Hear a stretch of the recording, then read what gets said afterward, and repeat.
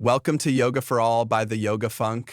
I'm your host, Jake, and this is our fourth deep dive into the world of yoga. And I'm Hannah. It's great to be back with you. It is great to have you back. Yeah. So far, we've explored yoga's fascinating history, dipped our toes into various styles, and even talked about how to incorporate yoga into a wellness-focused life. Today, we're going to the heart of yoga practice, breath work. Yeah. You know that thing we do all day, every day without even thinking about it? Right. But in yoga, we bring intention to the breath. We discover it as a tool, a powerful tool for transformation. That's where pranayama comes in. And it's funny because my wife is like, there's no way I'm leaving you with this, as this is all you get. Pranayama. Now, that's a word that might sound intimidating to some of our listeners. Can you break that down for us, Hannah? Absolutely. Pranayama is simply the formal practice of controlling your breath in yoga. The word comes from Sanskrit, prana meaning life force or vital energy, and ayama meaning expansion or control. So you could think of it as the expansion and control of your vital life force. Interesting, right? Very interesting. So we're not just talking about breathing in and out here. We're talking about using our breath to actually impact our energy. It seems almost too good to be true. Yeah. What would you say to someone who's skeptical about all this? I get it. It does sound a bit mystical, but stick with me. Think about it this way. Have you ever noticed how your breath changes when you're stressed? Yeah, It becomes short and shallow, right? definitely. That's your nervous system reacting. Pranayama teaches you to control your breath, and in turn, you can actually calm your nervous system down. It's like a secret weapon against stress. Okay, that makes sense. I'm starting to see the potential here. So by consciously controlling our breath, we can influence our physical and mental states. Exactly. And the benefits go way beyond just stress management. Regular pranayama practice can increase your energy levels, sharpen your mental focus, help you find emotional balance, and even boost your physical health. Wow, that's a pretty impressive list. So where do we even begin? Are we talking about specific breathing exercises? Yes, there are many different pranayama techniques, Okay, each with its own unique benefits and purpose. Don't let that overwhelm you, though. You don't need to learn them all at once. Even starting with just one technique right. or a few minutes each day can make a world of difference. Perfect. Let's walk our listeners through some of these techniques. What are a few that you'd recommend for beginners? Great question. Let's start with a technique that's fantastic for finding balance and improving your focus, Nadi Shodhana, or alternate nostril breathing. I've heard of that one. Isn't it supposed to be really calming? And what exactly are nadis? It is calming. And the nadis refer to the subtle energy channels that run throughout your body. Okay, According to yogic philosophy, Nadi Shodhana is all about balancing the flow of energy or prana through these channels. It's a great technique for reducing stress and anxiety and improving concentration. so how exactly does this alternate nostril breathing work? It's simpler than it sounds. First, you'll want to find a comfortable seated position. You can sit cross-legged on the floor or even on a chair. Just make sure your spine is nice and straight. Okay, Now close your eyes and bring your right hand up towards your face. got it. Gently place your right thumb over your right nostril. It's just it. Got it. Right thumb on the right nostril. What next? Now inhale deeply through your left nostril. Feel the cool air entering your body. Okay, Once you've inhaled fully, close your left nostril with your right ring finger. This is a trick I learned from my friend. okay, Release your thumb from your right nostril and exhale slowly through the right side. okay. So it's like a little dance for the fingers. Yeah, Inhale left, exhale right, then wood. exactly. Now, without changing your hand position, inhale through your right nostril. So then close the right nostril with your thumb. Release your left nostril and exhale through the left. That completes one round of Nadi Shodhana. So inhale right, exhale left. Got it. We alternate back and forth like that. Exactly. It may feel a little awkward at first, but it gets easier with practice. Try doing this for 5-10 rounds, focusing on keeping your breath smooth and even. I can already imagine how helpful This could be before a big presentation or even just to unwind after a long day. Yeah. All right, Nadi Shatana for balance and focus. What's next? Next, let's explore a technique that's great for boosting your energy and clearing out any mental cobwebs, Kapalabhati or skull shining breath. Skull shining breath. Now, that's a name that grabs your attention. Yeah. Is it as intense as it sounds? It can be invigorating, but don't worry, you're in control of the pace. Kapalabhati is known for its cleansing and energizing effects. It involves short, forceful exhalations and passive inhalations. Imagine you're trying to forcefully blow your nose, but using your belly to push the air out. So it's less about deep, relaxing breaths and more about stimulating the system. Exactly. It's like a natural shock of espresso for your body and mind. Okay, I'm intrigued. Tell me, how do we do it? To practice Kapalabhati, start by sitting comfortably, just as we did by Nadi Shodhana. Place your hands on your lower belly. Take a deep breath in. Then, as you exhale forcefully through your nose, pull your belly button in towards your spine. Let the inhale happen naturally and passively. So it's like a quick pumping action with the belly on each exhale? Yes, precisely, like a bellows pumping the air out. You'll want to keep your shoulders relaxed and focus on the action originating from your diaphragm, the muscle that sits beneath your lungs. Don't worry if you feel a little lightheaded at first. Right. That's normal. Yeah. Just pause, take a few normal breaths, and continue. When you feel ready, start with 20 pumps and gradually increase as you get more comfortable. Okay. Couple of body. Yeah. Forceful exhales, belly pumps, and a radiant skull. That's right. Got it. Now I'm ready for something a little more relaxing. Okay. What do you suggest? Let's try Brahmari or bee breath. This one's a personal favorite of mine for calming the nervous system and reducing stress. It's also wonderful for improving sleep quality. Bee breath. Does that mean we'll be buzzing like bees? You got it. Bimari is all about creating a soothing, humming sound, which has a calming effect on both your mind and body. That sounds perfect for those times when you just need to hit the reset button. How do we do it? Find a comfortable seat, just like before, and close your eyes. Gently place your index fingers over your ears on the little flap of cartilage called the tragus. Okay, now take a deep inhale, and as you exhale slowly through your nose, make a gentle humming sound like a bee. Imagine you're trying to vibrate the sound from the inside out. Like this. Perfect. Feel the vibrations resonating in your head and chest. Continue for 5-7 rounds or as long as you like. Wow. That's incredibly soothing. I can already feel my mind quieting down. Nadi Shodhana for balance, Kapalabhati for energy, and Brahmari for relaxation. We're building quite the pranayama toolkit here. What else do we have in store? Kapala says, let's move on. We have 2 more powerful techniques to explore, Ujjayi breath and Siddhalaya breath.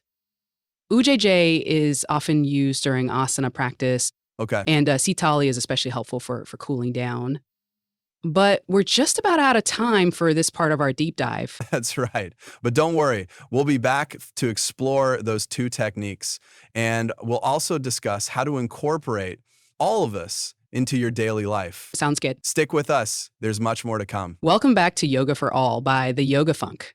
We're diving deeper into the world of pranayama, exploring the incredible ways that conscious breathing can enhance your well-being. Before we took a pause, we explored 3 powerful techniques. Nadi Shodhana for finding balance, the invigorating Kapalabhati for energy, and the calming Brahmari breath, which is like a lullaby for your nervous system. And you mentioned 2 more techniques that we're about to uncover, Ujjayi breath and Sitali breath. Let's start with Ujjayi. What makes this one special? Ujjayi, often called victorious breath or ocean breath, is a technique often used during asana practice or the physical postures of yoga. Okay. It's known for cultivating focus, building endurance, and generating internal heat. So it's not just about calming the mind, but also about supporting your physical practice. I'm interested to hear how it works. Imagine you're trying to gently fog up a mirror with your breath. Okay. Slightly constrict the back of your throat as if you're about to whisper, but keep your mouth closed. Okay. Got it. Now inhale deeply through your nose, maintaining that gentle constriction. So I'm creating a soft sound, almost like a whisper, but with my mouth closed? Exactly. You should hear a soft ocean-like sound with both your inhale and your exhale. Maintain this breath throughout your yoga flow or even during seated meditation. It's almost like adding a soundtrack to your practice. I can see how that would help with focus and drawing your attention inward. Absolutely. It helps you still present and connect it to your body and breath. Now, are you ready to cool things down with Shatali? Definitely. Especially with summer right around the corner. Shatali sounds like the perfect antidote to those scorching days. Shatali, or cooling breath, is exactly that. It's fantastic for reducing internal heat and creating a sense of calm and tranquility. It's particularly beneficial during hot weather or when you're feeling agitated or overheated. All right, I'm ready to chill out. How do I do it? This one involves a bit of tongue action. If you can roll your tongue lengthwise into a tube shape like a straw, then inhale deeply through the tube of your tongue, drawing in cool air. Wow, I can definitely feel the cooling sensation already. Now close your mouth and exhale slowly through your nose. Okay. Repeat this for 5-10 rounds or as long as you feel comfortable. Okay, so inhale through the rolled tongue, exhale through the nose. What if I can't roll my tongue? No problem. There's a variation for that. Simply purse your lips lightly and inhale through the space between your teeth. You'll still get that cooling effect. That's great. So we've learned 5 incredible pranayama techniques. I'm excited to incorporate them into my daily routine, but I have to ask, where do we even begin? It seems like a lot to remember. It's fantastic that you're feeling inspired. Yeah, Remember, the beauty of pranayama is that it's accessible to everyone, regardless of your experience level. My advice is to start small. Choose one technique that resonates with you and commit to practicing it for just 5 to 10 minutes each day. 5 to 10 minutes? That sounds manageable, even with a busy schedule. exactly. Consistency is key here. You can gradually increase the duration or try different techniques as you feel ready. Okay. Think about how you can weave pranayama into your existing routine. Maybe try a few rounds of Nadi Shodhana before bed to help you sleep, or Kapalabhati in the morning to energize your day. Those are great suggestions. It's all about finding what works best for your individual needs and lifestyle. Exactly. And don't forget, you can also use pranayama as a tool for on-the-spot stress relief. Feeling overwhelmed? Take a few deep Ujjayi breaths, or practice Brahmari to calm your nervous system. And then there's there's patterns, like we could, Right. it's like having a portable stress buster in your back pocket. It's amazing how something as simple as conscious breathing can have such a profound impact on our well-being. It really is. And don't forget to pay attention to how you feel. Notice any shifts in your energy levels, focus, mood, or even your physical health as you continue to practice. I love that. Tuning in and honoring how your body and mind respond. That's a great reminder that yoga is ultimately a journey of self-discovery. Precisely. There's no one-size-fits-all approach. It's all about finding what works best for you. Well, I think we've covered a lot of ground in this deep dive. We've explored the meaning and benefits of pranayama, learned 5 unique techniques, and discussed how to integrate these practices into our daily lives. It's been a wonderful journey into the world of the breath. Yes. But before we wrap up, I want to leave our listeners with a thought-provoking question, something to ponder as you continue to explore the power of pranayama. Okay, I'm all ears. Think about this. We spend so much of our lives rushing around, focused on our to-do lists and caught up in the chaos of the external world. But how often do we pause to simply connect with our breath, this vital force that animates our very existence? That's such a powerful question. It's easy to take our breath for granted, but it's truly the foundation of life itself. And Exactly. So my challenge to you, dear listener, is this. Take a few moments each day to simply be present with your breath. Notice the rise and fall of your chest, the gentle flow of air in and out of your nostrils. Even just a few conscious breaths can bring you back to the present moment and remind you of the incredible power and wisdom within. Look, That's a beautiful thought to end on. Taking a moment to appreciate the simplicity and power of our breath. Yeah, it really is. It is so grounding and powerful. it's true. We get so caught up in the hustle and bustle of life, that we forget about the simplest, most essential things. But that's the beauty of pranayama. You can practice it anytime, anywhere. You don't need any special equipment or fancy studios. You just need your breath. Exactly. And a little bit of guidance, which hopefully we've provided today. I think we've given our listeners a great starting point. We've demystified pranayama, explored a variety of techniques, and even talked about how to make it a part of your everyday life.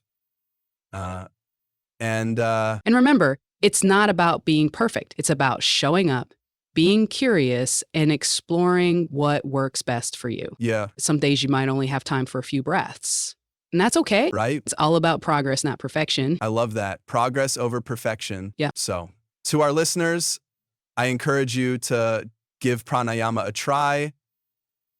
Start with just a few minutes each day and see how it impacts your mind, body, and spirit. Yeah. You might be surprised at what you discover. Absolutely. And remember, if you're ever feeling lost or unsure where to begin, Right? there are plenty of resources available. You can find guided meditations, online classes, and even teachers in your local community.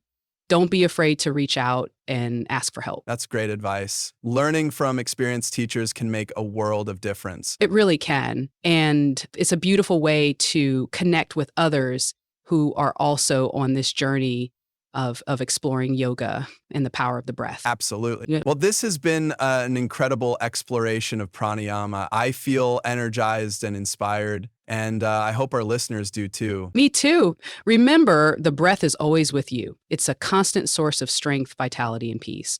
Tap into that power, and you'll be amazed at what you can achieve. Beautifully said. Thank you for joining us. Make sure you stay up to date by subscribing so you'll never miss an episode. Namaste.